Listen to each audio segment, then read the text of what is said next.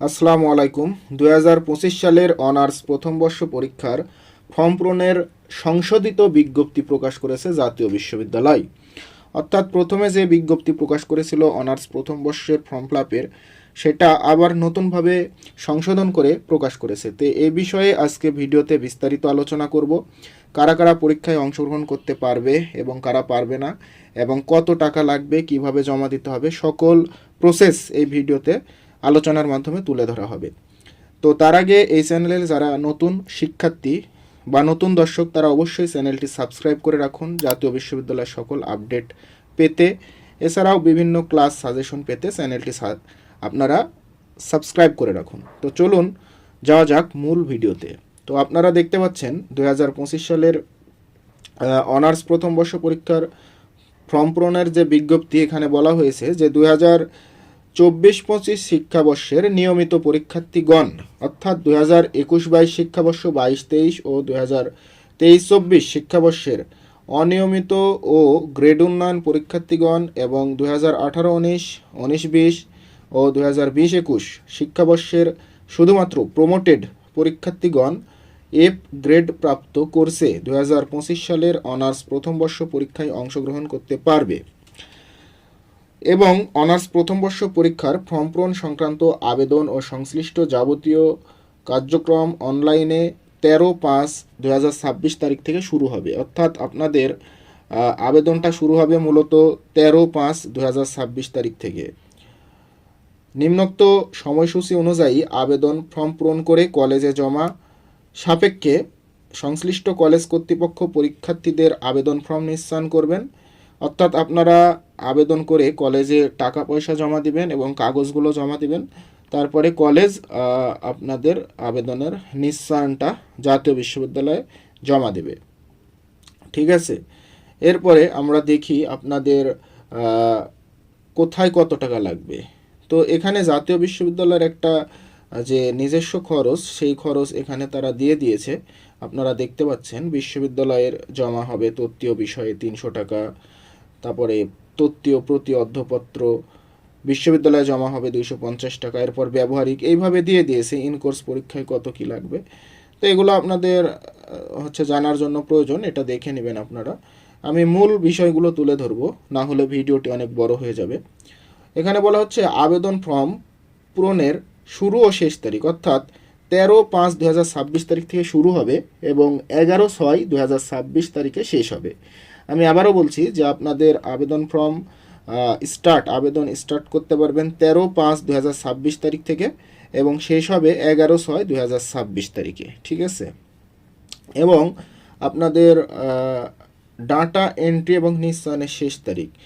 Data entry এবং নিশ্চয়ন এটা মূলত কলেজের কাজ। আপনাদের কাজ, আপনারা জাস্ট ফর্ম পূরণ করবেন ওয়েবসাইটে, এরপরে সেই ফর্মটা বের করবেন। এরপরে আপনারা যে যে কলেজে পড়েন সেই কলেজের ডিপার্টমেন্ট অনুযায়ী কলেজ একটা নোটিশ দিবে যে কত টাকা লাগবে, সেই টাকাটা পেমেন্ট করবেন ওই কলেজের নোটিশ অনুসরণ করে। এরপর যে ফর্ম জাতীয় বিশ্ববিদ্যালয়ের ওয়েবসাইটে যে ফর্ম পূরণ করবেন সেই একটা কাগজ, এবং আপনাদের যে কলেজে টাকা পেমেন্ট করবেন সেটার কাগজ, এবং আরও আনুষঙ্গিক কাগজ লাগতে পারে, সেটা কলেজ ভেদে নোটিশ দিয়ে তারা জানিয়ে দেবে। সেই ফর্মালিটি অবলম্বন করে আপনারা নিজ নিজ ডিপার্টমেন্টে গিয়ে সেই কাগজগুলো জমা দিবেন এবং টাকা পরিশোধ করে দেবেন।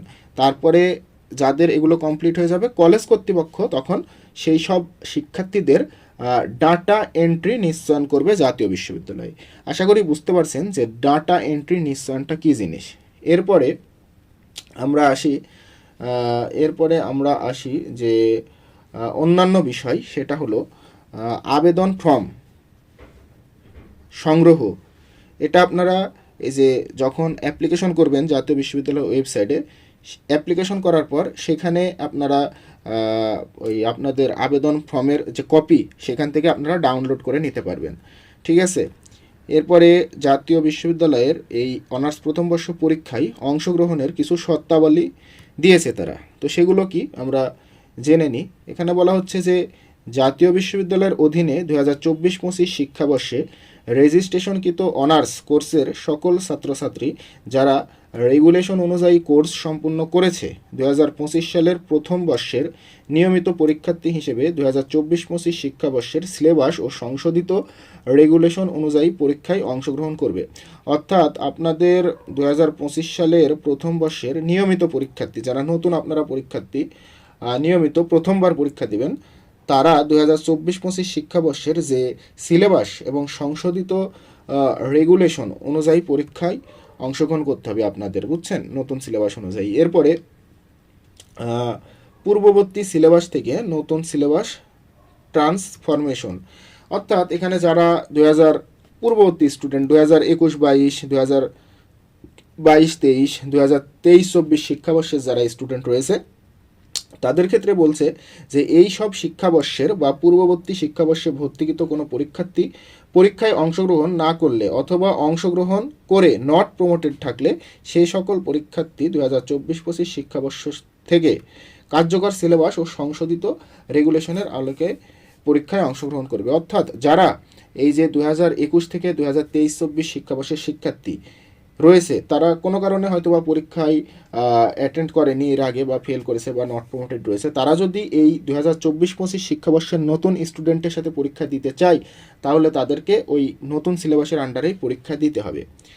আশা করি বোঝা গেছে। এরপর যারা অনিয়মিত পরীক্ষার্থী রয়েছে তাদের জন্য বলা হয়েছে কি যে 2021-22, 2022-23, 2023-24 শিক্ষাবর্ষের যে সকল পরীক্ষার্থী অনার্স প্রথম বর্ষ পরীক্ষায় অংশগ্রহণ করে প্রমোটেড হয়েছে কিন্তু এক বা একাধিক বিষয়ে এফ গ্রেড প্রাপ্ত হয়েছে সেই সকল পরীক্ষার্থী অনিয়মিত হিসেবে 2013-14 শিক্ষাবর্ষের পুরাতন সিলেবাস অনুযায়ী 2025 সালের অনার্স প্রথম বর্ষ পরীক্ষায় অংশগ্রহণ করবে।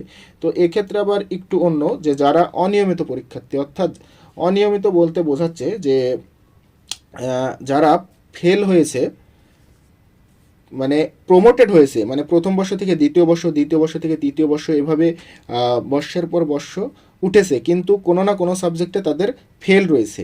সেই ফেলকৃত সাবজেক্টে যারা রয়েছে তারা হচ্ছে যে সেই পুরাতন সিলেবাস যেটা 2013-14 শিক্ষাবর্ষের জন্য প্রণয়ন করা হয়েছিল সেই সিলেবাস অনুযায়ী তারা পরীক্ষা দেবে 2025 সালের প্রথম বর্ষ পরীক্ষার্থীদের সাথে, ঠিক আছে। কিন্তু কিন্তু যারা নট প্রমোটেড হয়েছে কিন্তু পরে আর দ্বিতীয় বর্ষে উঠে নাই তাদের ক্ষেত্রে কিন্তু এই নতুন সিলেবাসের আন্ডারেই পরীক্ষা দিতে হবে অনার্স প্রথম বর্ষের 2024-25 পরীক্ষার্থীদের সাথে। তো এরপরে আমরা আসি যে গ্রেড উন্নয়ন পরীক্ষার্থীদের জন্য।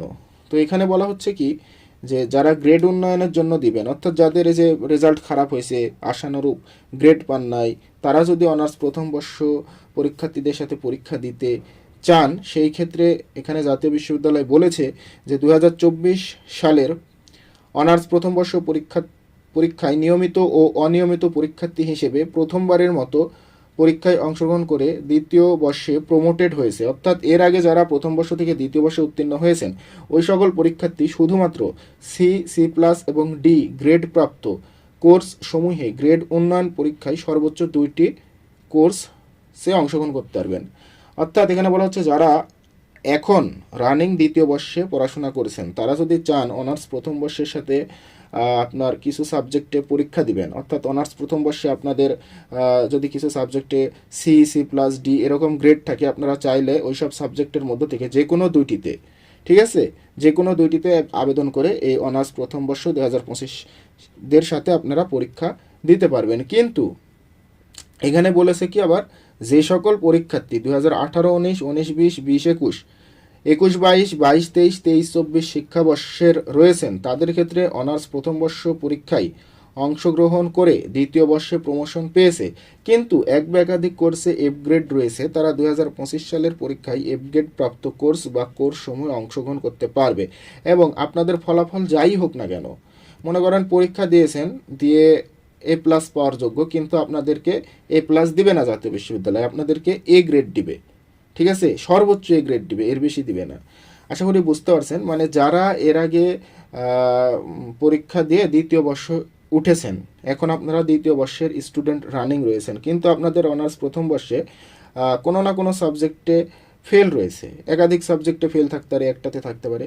তো আপনারা দ্বিতীয় বর্ষের সাথে অবশ্যই পরীক্ষা দিবেন, যেহেতু ফেল রয়েছে পাশ করার জন্য। তো পরীক্ষা দিয়ে, ঠিক আছে, আপনারা এ প্লাস পাওয়ার যোগ্য মনে করেন, এ প্লাসের মতো লিখছেন, কিন্তু এ প্লাস দিবে না, ওই জায়গায় সর্বোচ্চ এ গ্রেড দিবে, তারা এই নিয়ম করেছে, ঠিক আছে।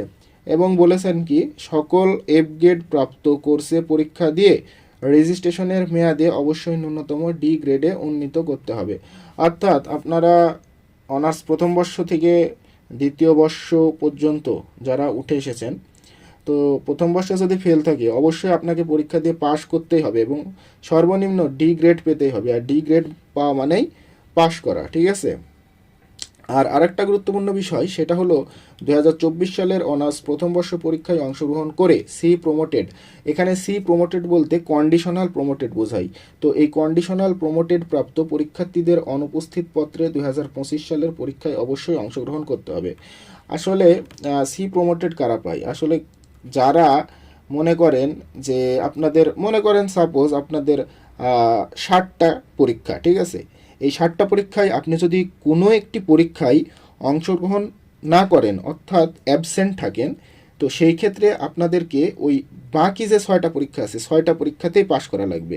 যদি ওই বাকি 6টা পরীক্ষাতে পাশ করতে পারেন এবং ওই যে একটাতে অ্যাবসেন্ট, অনুপস্থিত আসিলেন বা অনুপস্থিত ছিলেন, তো সেই ক্ষেত্রে আপনারা কন্ডিশনাল প্রমোটেড পাবেন, ঠিক আছে। আশা করি বুঝতে পারছেন। অর্থাৎ যে কোনো একটি সাবজেক্টে আপনারা অনুপস্থিত থাকলে বাকি যতগুলো সাবজেক্ট আছে সবগুলোতেই আপনাদেরকে পাশ করা লাগবে, তাইলেই আপনারা কন্ডিশনাল প্রমোটেড হয়ে দ্বিতীয় বর্ষে উঠতে পারবেন। বুঝতে পারছেন? এরপরে 2017-18 শিক্ষাবর্ষের শিক্ষার্থীদের পরীক্ষায় অংশগ্রহণের প্রয়োজনীয় শর্তাবলী। এখানে প্রয়োজনীয় শর্তাবলী বলতে ওই 2017-18 শিক্ষাবর্ষে এক বা একাধিক কোর্সে এফ গ্রেড প্রাপ্ত শিক্ষার্থীরা সর্বমোট 5,000 টাকা ফি প্রদান করে শুধুমাত্র 2025 সালের অনার্স প্রথম বর্ষ পরীক্ষার ফর্ম পূরণ করবে। সে সকল পরীক্ষার্থী অনিয়মিত হিসেবে 2013-14 শিক্ষাবর্ষের পুরাতন সিলেবাস অনুযায়ী পরীক্ষায় অংশগ্রহণ করবে। আর এক্ষেত্রে রেজিস্ট্রেশন নবায়নের কোনো প্রয়োজন হবে না। কোনো শিক্ষার্থী ফর্ম পূরণ, পরীক্ষায় অংশগ্রহণ অথবা অকৃতকার্য হলে কোনো অবস্থাতেই পরবর্তীতে পরীক্ষায় অংশগ্রহণের সুযোগ পাবে না। উল্লেখযোগ্য ব্যবহারিক পরীক্ষায় গ্রেড উন্নয়নের কোনো সুযোগ নেই। বোঝা গেছে? যারা 2017-18 অনেক আগের শিক্ষাবর্ষের পরীক্ষার্থী, তাদের এই যে শর্ত দিয়েছে 5,000 টাকা ফি প্রদান করে ফর্ম পূরণ করতে হবে এবং তাদের রেজিস্ট্রেশনের নবায়নের কোনো প্রয়োজন হবে না, তারা বলে দিয়েছে। তারা, আপনারা চাইলে যারা 17-18 শিক্ষাবর্ষের শিক্ষার্থী আছেন তারা চাইলে পরীক্ষা দিতে পারেন, ঠিক আছে। এরপরে পাঠ্যসূচি, এখানে বলা হয়েছে যে নিয়মিত সকল বিষয়ের পরীক্ষা 4 বছর মেয়াদী অনার্স কোর্সের পাঠ্যসূচি ও সংশোধিত রেগুলেশন 2024-25 শিক্ষাবর্ষ থেকে কার্যকর সিলেবাসের আলোকে অনুষ্ঠিত হবে এবং অনিয়মিত সকল বিষয়ের পরীক্ষা 4 বছর মেয়াদী অনার্স কোর্সের পাঠ্যসূচি ও সংশোধিত রেগুলেশন 2013-14 শিক্ষাবর্ষ থেকে কার্যকর সিলেবাসের আলোকে অনুষ্ঠিত হবে। অর্থাৎ ওই যে নতুন যে সিলেবাস প্রণয়ন করা হয়েছে ওই আলোকে যারা নতুন শিক্ষার্থী তাদের পরীক্ষা নেওয়া হবে। তো জাতীয় বিশ্ববিদ্যালয়ের এই অনার্স প্রথম বর্ষ শিক্ষার্থীদের ফর্ম পূরণের যেগুলো নতুন নতুন নিয়ম করছে বা যেগুলো আপডেট ছিল, আমি মনে হয় ভিডিওতে সব কিছু তুলে ধরেছি। আপনারা যদি বুঝতে না পারেন তাহলে কমেন্ট করবেন। আর আপনারা যারা ভিডিওটি দেখেছেন সম্পূর্ণ, তাদেরকে ধন্যবাদ। আপনারা আপনাদের বন্ধুদের মাঝে ভিডিওটি শেয়ার করে দিন, তাদেরকে জানার সুযোগ করে দিন যে অনার্স প্রথম বর্ষ পরীক্ষায় কারা কারা অ্যাপ্লিকেশন করতে পারবে এবং কি কি শর্ত রয়েছে নতুন স্টুডেন্ট এবং পুরাতন স্টুডেন্টের জন্য। তো সকলকে ধন্যবাদ। আপনারা ভালো থাকবেন, পরীক্ষার প্রস্তুতি ভালোভাবে নেবেন। আপনাদের জন্য শুভকামনা রইল। চ্যানেলটি সাবস্ক্রাইব করে পাশেই থাকবেন আপনারা।